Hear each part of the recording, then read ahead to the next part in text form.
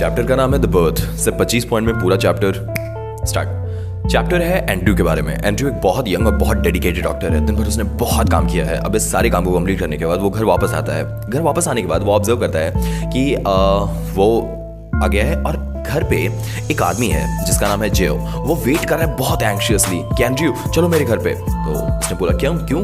मेरी wife pregnant है और मुझे बहुत प्रॉब्लम हो रही है। वो लेबर में है और तुम्हें उसे हेल्प करनी होगी, एल्स 20 साल हो गए हमारी शादी को, पहली बार ऐसा हुआ है दैट शी गॉट प्रेग्नेंट। मैं ये चांस लूज नहीं करना चाहता, प्लीज़ मेरे साथ चलो।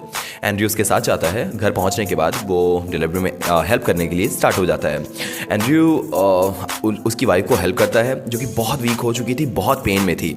क्योंकि अब एंड्रयू एग्जामिन करता है उसकी वाइफ को और बोलता है कि ये केस बहुत डिफिकल्ट होने वाला है, बहुत प्रॉब्लम में आ चुकी है। वो रीअश्योर करता है फैमिली को कि कोई बात नहीं। वो जानता है कि ये बहुत डिफिकल्ट केस है और हो सकता है या तो ये बचेगी या तो इनका बच्चा बचने वाला है या इनकी वाइफ, या दोनों ही नहीं। इस केस को जानते हुए भी वो उनकी फैमिली को बोलता है डोंट वरी, मैं देखता हूँ, चीज़ें ठीक हो जाएंगी।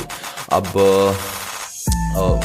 डिलीवरी हो जाती है, एक बच्चे का बर्थ होता है और पूरा फैमिली बहुत खुश है। और लेकिन बहुत ध्यान से देखने के बाद उन्हें पता चलता है कि ये भी स्टिल बॉर्न बेबी है। मतलब ये पूरी तरह से रेडी नहीं हुआ था। ये प्रेगनेंसी बहुत पहले हो चुकी है। ये डिलीवरी जो मैं अभी परफॉर्म कर रहा हूँ, it should have taken time, इतना जल्दी नहीं होना चाहिए था। अब पूरी फैमिली डेवास्टेटेड फील कर रही है कि कुछ गलत हुआ है, कुछ प्रॉब्लम हो गई है। लेकिन इस सिचुएशन में भी जो हमारा एंड्रयू है, जो डॉक्टर है, बहुत अच्छे तरीके से बिहेव करता है। उनकी मम्मा, जो बच्चा है, उनकी मम्मा अनकॉन्शियस हो चुकी है। अब उसको बहुत ज़्यादा मेडिकल अटेंशन की ज़रूरत है, बहुत क्रिटिकल सिचुएशन है उसका। एंड्रयू यूज़ करता है अपना पूरा मेडिकल नॉलेज तो उसको रिवाइव करने के लिए, और वो इंश्योर करता है कि वो स्टेबल रहे, उसे कोई प्रॉब्लम ना आए। वो फोकस करता है कि वो जो स्टिल बॉर्न बेबी है वो फिर से लाइफ में वापस आ जाए। एंड्रयू बहुत सारे आर्टिफिशियल रेस्पिरेशन के सिस्टम्स को यूज़ करता है उसकी बेबी पे। पहले तो वो बहुत डर गया था क्योंकि बेबी बर्थ के बाद ब्रीदिंग नहीं कर रहा था, क्योंकि वो स्टिल बॉर्न था, वो रेडी नहीं हुआ था अभी आने के लिए इस दुनिया में।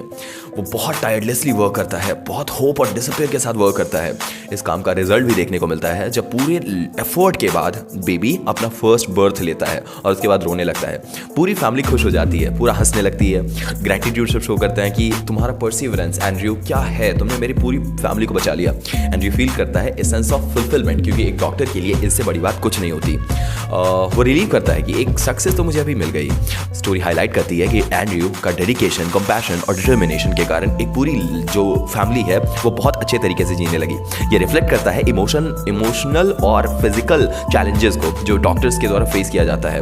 डॉक्टर्स पे बहुत ज़्यादा प्रेशर होता है। उनके जितने भी चार्जेस होते हैं वो तो कंपनी के हेड ले लेते हैं, लेकिन डॉक्टर्स दिन रात एक पेशेंट के लिए अपने आप को उसमें झोंक देते हैं। Regardless of time, regardless of effort, regardless of physical and mental stability, या उनकी लाइफ में क्या चल रहा है वो सब भूल चुके होते हैं। खासकर उस टाइम पे जब वो कोई ऑपरेशन परफॉर्म कर रहे हो या फिर कोई मेडिकल ट्रीटमेंट कर रहे हो, उस टाइम वो सब भूल जाते हैं। ये इसी बारे में है पूरा नैरेटिव, और ये नैरेटिव एम्फसाइज करता है डॉक्टर्स के इंपॉर्टेंस की, उनके होप की, उनके परसिस्टेंस की, उनके परसिवरेंस की, जो डिफिकल्ट सिचुएशंस में भी बहुत स्ट्रांग रहते हैं। ये शोकेस करता है उनके साइंस और ह्यूमैनिटी को जो हम यूज़ करते हैं किसी की लाइफ को बचाने के लिए। इस तरह से चैप्टर फिनिश हो जाता है एंड दैट्स इट। चलो अब इसे समराइज करते हैं विद इन 2 मिनट्स। स्टार्ट करें। सबसे पहले एक डॉक्टर है, बहुत यंग है, नाम है उसका एंड्रयू। अब वो घर वापस आ रहा है लेट नाइट, बहुत एग्जॉस्टेड है, दिन भर बहुत काम किया है, बहुत सारे ट्रीटमेंट्स किए हैं, बहुत सारे पेशेंट को ट्रीट किया है।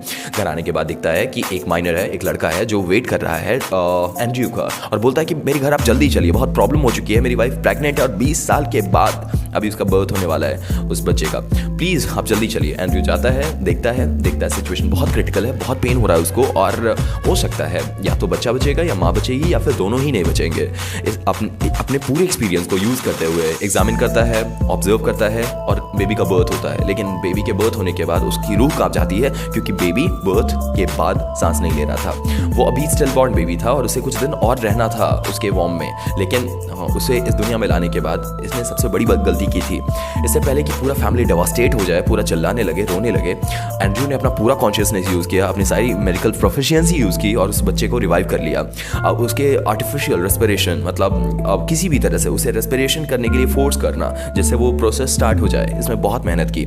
माँ भी बहुत पेन में थी और अनकॉन्शियस हो गई थी। सोचो, एक तरफ एक नया न्यू बॉर्न बेबी जो कि सांस नहीं ले रहा और उसका प्रॉब्लम, दूसरी तरफ उसकी माँ अनकॉन्शियस हो चुकी है, वो किसी भी समय मर सकती है। इन दोनों के प्रेजेंस ने इसे क्रिटिकली अफेक्ट किया और बहुत कॉन्शियसली इसने सारे डिसीजंस लिए।